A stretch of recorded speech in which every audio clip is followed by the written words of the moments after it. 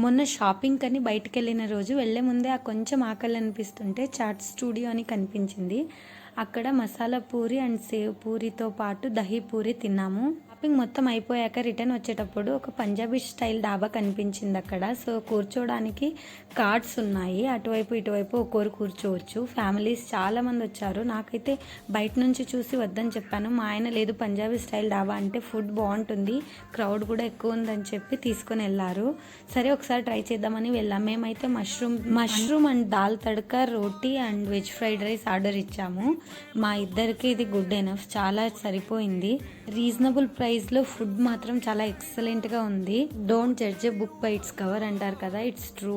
నాకైతే ఫుడ్ చాలా బాగా నచ్చింది. తర్వాత తినేసి ఇంటికి వెళ్ళాము. ఇంటికి వెళ్ళాక ఇంట్లో వాటర్ మిలన్ చూసి దాంతో జ్యూస్ చేసుకొని నైట్ జ్యూస్ తాగేసి పడుకున్నాం. ఈ వీడియో ఇంతే, బాయ్.